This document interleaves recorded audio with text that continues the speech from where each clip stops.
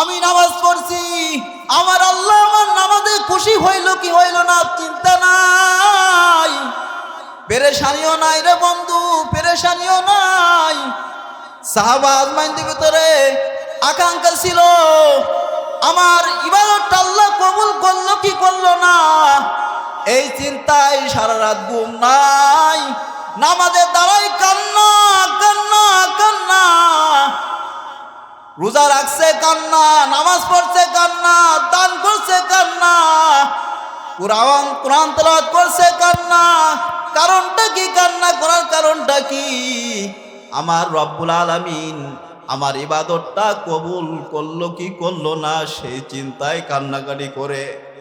এই জন্য ওমর রাদিয়াল্লাহু তাআলা আনহু কান্নাকাটি করে, আবু বকর কান্নাকাটি করে, বিলালও কান্নাকাটি করে। সাহাবা আজমাইনদের কান্নার জিন্দেগি আর জিন্দেগি, সুবহানাল্লাহ বলেন। এই জন্য আমার রাসূল বলেন, আখলিস দীনাকা ইয়াকফিকাল আমালুল কলিল। হে আমার উম্মতেরা, ইমানকে খাঁটি করো, ইমানকে খাঁটি করো। অল্প আমল করলেই আল্লাহ পাক রব্বুল আলামিন তোমাদেরকে জান্নাতের বাসিন্দা করে দেবে, সুবহানাল্লাহ বলেন। এই জন্য ইমান, ইমান তো আমাদের কচু পাতার মতো ইমান। সামনে নির্বাচন আসতেছে, দেখবেন টাকার কাছে হাজারো মানুষ ইমান বিক্রি করে দিছে। এই জন্য আমাদের ইমান কচুর পাতার মতো ইমান হইলে কাজে আসবে না, নবীদের মতন ইমান আনতে হবে, সাহাবা আজমাইনদের মতন ইমান আনতে হবে। হযরত খাব্বাব রাদিয়াল্লাহু তাআলা আনহুর মতন ঈমান আনতে হবে বন্ধু। হে বড়দে গ্রামের মুসলমানেরা, হে বাঙ্গা থানার মুসলমানেরা, হযরত খাব্বাব রাদিয়াল্লাহু তাআলা আনহু কাফেররা কি করছে, বেদনীরা কি করছে জানেননি? খাব্বাব রাদিয়াল্লাহু তাআলা আনহুকে দড়িতে বাইধা পাহাড়ে উঠাইছে। খাব্বাব রাদিয়াল্লাহু তাআলা আনহুকে পাহাড়ে উঠাইয়া এরকম ভাবে আপনার কাটা দিয়া ঈমান আনার কারণে, কাটা দিয়ে কি করছে জানেননি? জিহ্বার ভিতরে এত জোরে জোরে আঘাত করছে, আঘাত করছে কারণ কি? সে নবীর কালিমা পড়ছে, ঈমান আনছে। এই কারণে খাব্বাব রাদিয়াল্লাহু তাআলা আনহুকে কি করছে জানেননি? এই খেজুরের এরকম ভাবে খেজুরের কাঁটা দিয়া জিহ্বার ভিতরে আঘাত করছে। হযরত ওমর রাদিয়াল্লাহু তাআলা আনহু জিজ্ঞাসা করে, হে খাব্বাব, তোমার জিহ্বার ভিতরে কোন পরিকুষ্টি হইছেনি, কোন টিমার হইছেনি তোমার?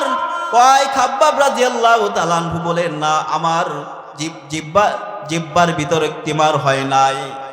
হে আমিরুল মুমিনিন হযরত ওমর, ঈমান আনার কারণে, আমার নবীর উপর ঈমান আনার কারণে, নবীর কালিমা পড়ার কারণে আমাকে কাফেরেরা নির্যাতন করছে, এই জন্য টিমারের মতন আমার জিহ্বার ভিতর হয়ে গেছে।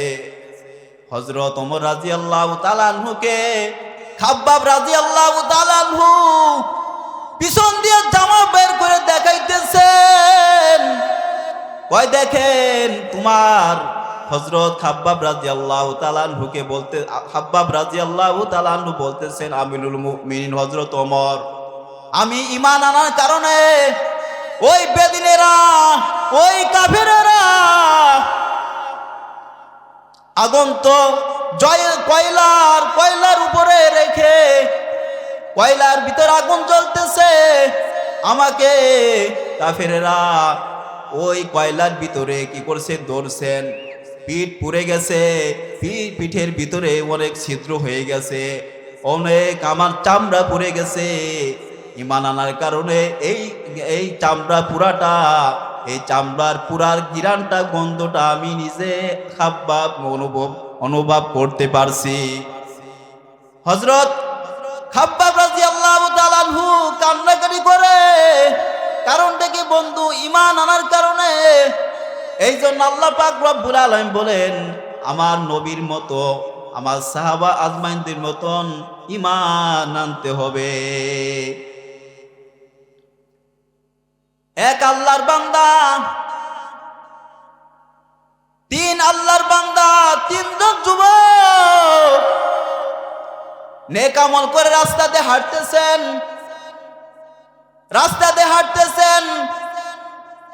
এক জালেম তাদের রাস্তা থেকে ধরে নিয়ে গেছেন খ্রিস্টান বাদশাহের কাছে। বলতেছেন হে আল্লাহর বান্দা বা আল্লাহর বান্দারা, তিন আল্লাহর বান্দারা, হে নবীর উম্মতেরা, হে ইমানদার বান্দারা, তোমরা ঈমান ছেড়ে দাও। ওই আল্লাহর তিনজন বান্দা বলতেছেন আমরা জীবন দিতে রাজি কিন্তু ঈমান ছাড়তে রাজি না। সুবহানাল্লাহ বলেন। জীবন দিতে রাজি যারা আল্লাহর বান্দা হয়, যারা জীবন দিতে রাজি কিন্তু ঈমান ছাড়তে রাজি না। বলতেছে তোমাদেরকে মার দিব, তোমাদের সাথে আমরা খারাপ আচরণ করব। কয় কোনো সমস্যা নাই, আমরা তারপরও মার খাইতে রাজি, ঈমান ছাড়তে রাজি না। তখন বলতেছেন বারে বারে রিকোয়েস্ট করতেছেন, খ্রিস্টান বাদশাহ বারে বারে রিকোয়েস্ট করতেছেন, কয় তোমার কথা আমরা শুনতে রাজি না, তুমি মারো সমস্যা নাই কিন্তু আমরা ঈমান দিতে রাজি না। খ্রিস্টান বাদশাহ কি করছে জানেননি? তেলের তিন যুবকের ভিতরে দুই যুবককে তেলের কড়াই হাজির করছে। তেল গরম দিতেছেন, উত্তপ্ত তেলের ভিতরে দুই আল্লাহর বান্দার দুই যুবকরে ওই খ্রিস্টান বাদশাহ ওই আগুনের তেলের ভিতরে ছেড়ে দিছে। কয় এই দুই যুবক তোমরা কিসের জন্য হাসতেছ? কয় জালেম বাদশাহ, খ্রিস্টান বাদশাহ তুমি তো জানো না আমরা তো টকবক তেল দেখতেছি না, আমরা দেখতেছি এই তেলের ভিতরে ঢোকার সাথে সাথেই আল্লাহ পাক রব্বুল আলামিন আমাদেরকে জান্নাতের বাসিন্দা করে দেবে। সুবহানাল্লাহ বলেন। আমরা তো তেল দেখি না, আমরা তো তেলের ভিতরে গরম তেল দেখতেছি না, আমরা তো মৃত্যুর পরেই আমরা আল্লাহ পাক রব্বুল আলামিন আমাদেরকে জান্নাত দান করবেন, আমাদেরকে শহীদের দরজা দান করবেন। এই জন্য আল্লাহ পাক রব্বুল আলামিন আল্লাহর কাছে শহীদি তামান্না চাওয়া।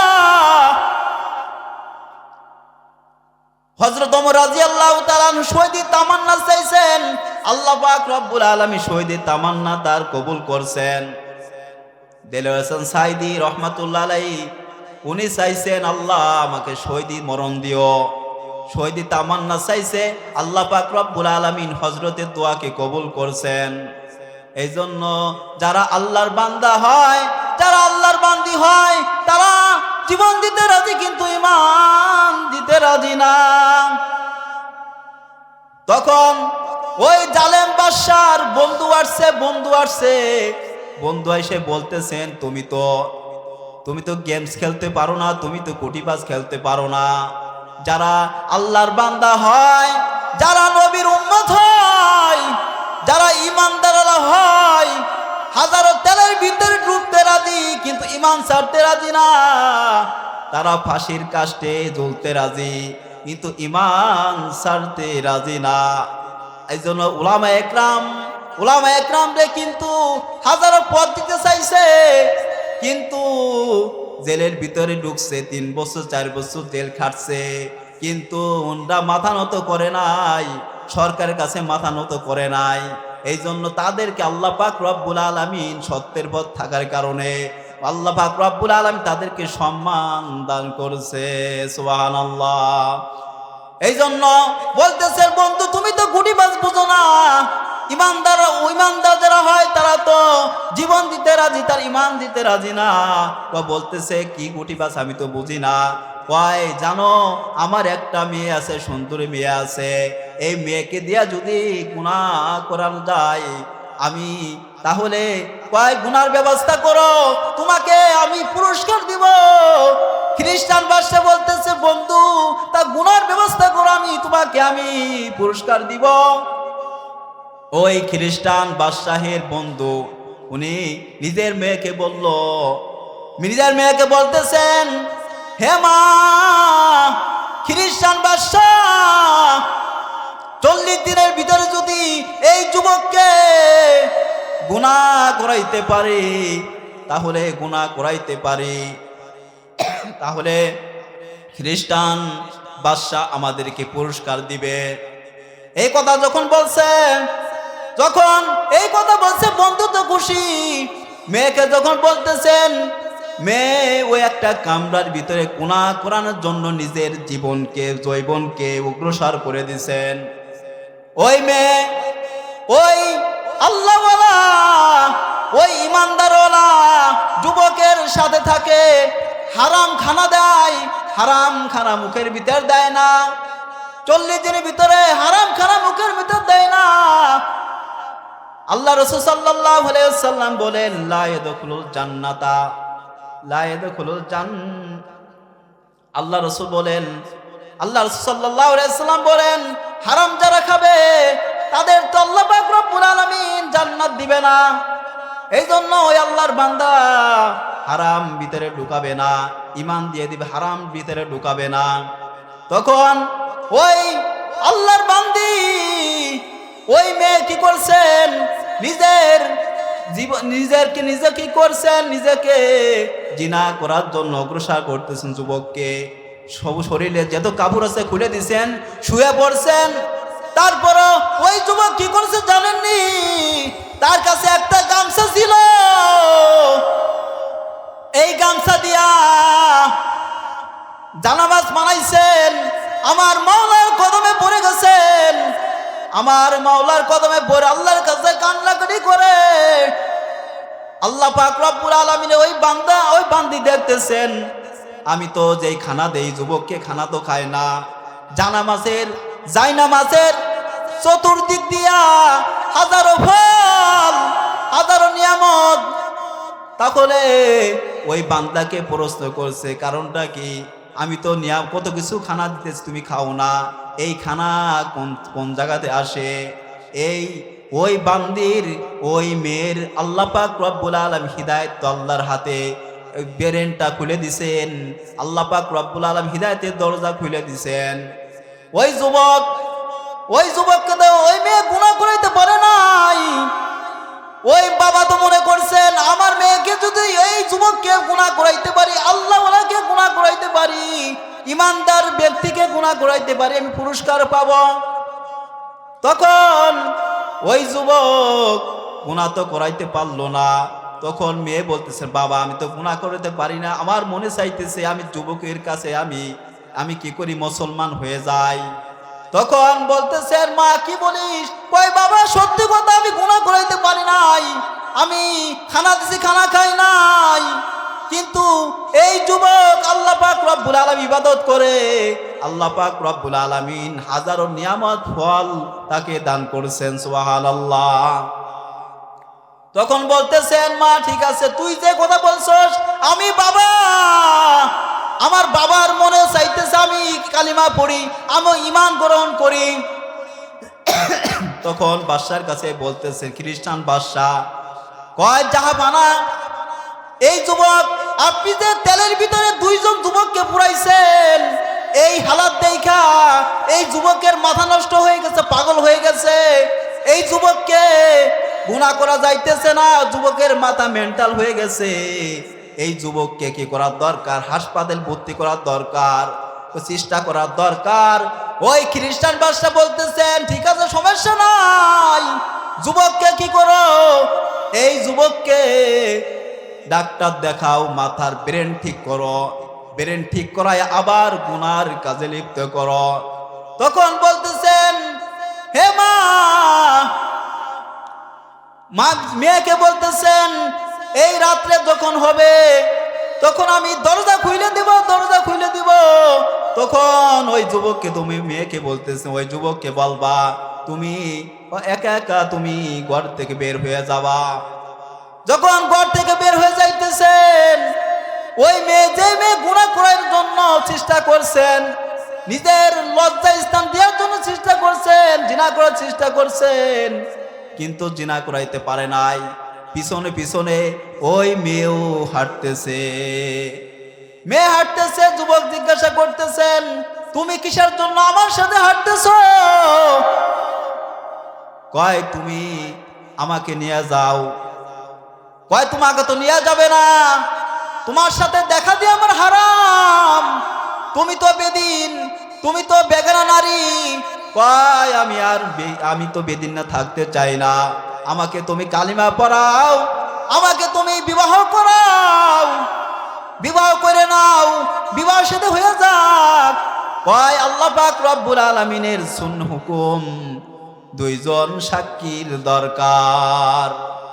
হাঁটতেছে হাঁটতেছে, ঠিক আছে, কয় ঠিক আছে, তুমি পিছন দিয়ে হাঁটবা আমার, আমি সামনে অগ্রসর হব। যখন আমি দুইজন যুবক, দুইজন আল্লাহর বান্দা পেয়ে যাব, তখন তোমাকে আমার সাথে নিয়ে যাব, আমি তোমাকে বিবাহ করব।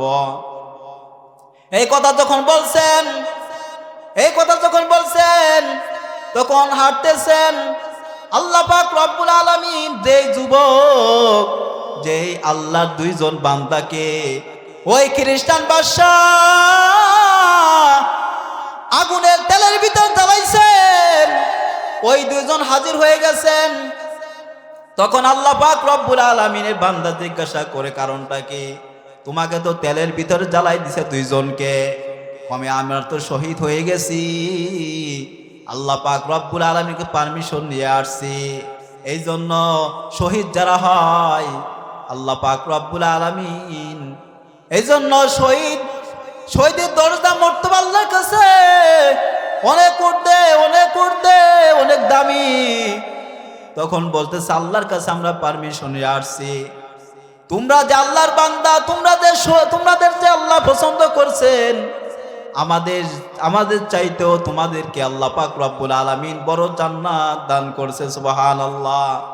আমরা দুই ভাই তোমাদের একজন বিয়ে পড়াই দিব, আর একজন আমরা খুতবা পড়াই দিব। দেখেন আল্লাহ পাক রব্বুল আলামিন ইমানকে মজবুত করার কারণে আল্লাহ পাক রব্বুল আলামিন ইমানদারওয়ালা পিছনে ইমানদারওয়ালা স্ত্রী মিলায়ে দেয়। সুবহানাল্লাহ। এই জন্য মা বোনেরা, স্বামীর খেদমত করতে হবে, শুধু না খালি স্বামীর খেদমত না। সামনে মাহে রমজান মাস আসতেছে, শাবানে রজবের চাঁদ উঠে গেছে। আল্লাহ রসুল বলেন আল্লাহুম্মা বারিক লানা ফি রজবা ওয়া শাবান ওয়া বাল্লিগুনা রমাদান। এই দোয়া পড়লে কি হয় জানেননি? আমার রসুল বলেন, হে আমার উম্মতেরা, তোমরা যদি রমজানের মাসের চাঁদ দেখার আগে মারা যাও, শাবান মাসে মারা যাও, রমজান মাসে কোরআন তেলাওয়াত করতা, রমজান মাসে কোরআন তেলাওয়াত করতা, জিকির করতা, রমজান মাসে রোজা রাখতা, তারাবির নামাজ পড়তা, সিয়ারি খাইতা, দান করতা, ইবাদত করতা, আল্লাহ পাক রব্বুল আলামিন সমস্ত ইবাদতের আল্লাহ পাক রব্বুল আলামিন তোমার আমলনামায় নেক দান করবে। সুবহানাল্লাহ। মাহে রমজান মাস আসতেছে, মা বোনেরা পর্দায় থাকতে হবে, স্বামীর ইতাআত করতে হবে, 5 ওয়াক্ত নামাজ পড়তে হবে। আর স্বামী যারা আছি, স্ত্রীর সাথে ভালো আচরণ করতে হবে। মা আসিয়াকে, বিবি আসিয়াকে এত কষ্ট দিছে ফিরাউন কষ্ট কিন্তু কম দেয় নাই। তারপরেও কিন্তু কোনোদিন ফিরাউনের সাথে আসিয়া কোনোদিন খারাপ আচরণ করে নাই। বলছেন আল্লাহ, আমাকে তুমি ধৈর্য ধারণ করার তৌফিক দাও, আমাকে তুমি ধৈর্য ধারণ করার তৌফিক দাও। ফিরাউন আসিয়াকে জ্বালাইছে। ফিরাউন উত্তপ্ত বালির ভিতরে অনেক কষ্ট দিছেন, উত্তপ্ত বালির ভিতরে হেঁচড়াই টানছেন। কয় মুসার খুদাকে ছাড়ো, কয় মুসার আল্লাহকে ছাড়ো, আমাকে খুদা বলে স্বীকার করো। আসিয়াকে কি করছে জানেননি? হাতের ভিতরে পেরেক লাগাইছে, লজ্জা স্থানের ভিতরে পেরেক লাগাইছে, পায়ের ভিতরে পেরেক লাগাইছে, এরকম ভাবে অঙ্গ প্রত্যঙ্গ পেরেক লাগাইছে। কয় আমার তোর খুদাকে ছাড়, খুদার পর ইমান আনতে পারবা না। আমি ফিরাউন, আমার উপর ইমান আনবি। আসিয়া বলে আমি রব্বুল আলামিন ছাড়া ইমান আনতে রাজি না, আমি একমাত্র আল্লাহকে ইমান আনবো, মুসা আলাইহিস সালাতু ওয়াস সালামের ইমান আনবো, কিন্তু ফিরাউন তোমার পর ইমান আনতে রাজি না। ফিরাউন এমন জালান জ্বালাইছে, এমন খারাপ আচরণ করছে। হযরত মুসা নবী আলাইহিস সালাতু ওয়াস সালাম রাস্তা দিয়ে যাইতেছেন, কয় মুসা আল্লাহকে প্রশ্ন করবেন, জিজ্ঞাসা করবেন, আমার রব্বুল আলামিন তোমার আল্লাহ, আপনার আল্লাহকে আমার উপর রাজি খুশি আছেনি? হে বড্ডে গ্রামের মুসলমানেরা, হে যুবক ভাই, পর্দার আড়ালের মা, আমি যে রোজা রাখতেছি, আমি কোনদিন প্রশ্ন করেছি আল্লাহ আমার রোজা পছন্দ করছে কি করলো না, আল্লাহর কাছে কোনোদিন প্রশ্ন করি নাই। আমি নামাজ পড়তেছি, আমি কোনোদিন প্রশ্ন করি না আল্লাহর কাছে, আল্লাহ আমার নামাজটা তুমি কবুল করলা কি করলা না। আমি যে সুন্নাত অনুযায়ী চলতেছি, আমি কোনোদিন জিজ্ঞাসা করলাম না আল্লাহ আমার সুন্নাত চলতেছি কবুল করলা কি করলা না। কোনোদিন প্রশ্ন করি নাই। কারণ কি প্রশ্ন করি নাই? আমার ভিতরে মোহাব্বত নাই, আমার ভিতরে মায়া নাই, আমার ভিতরে মোহাব্বত নাই।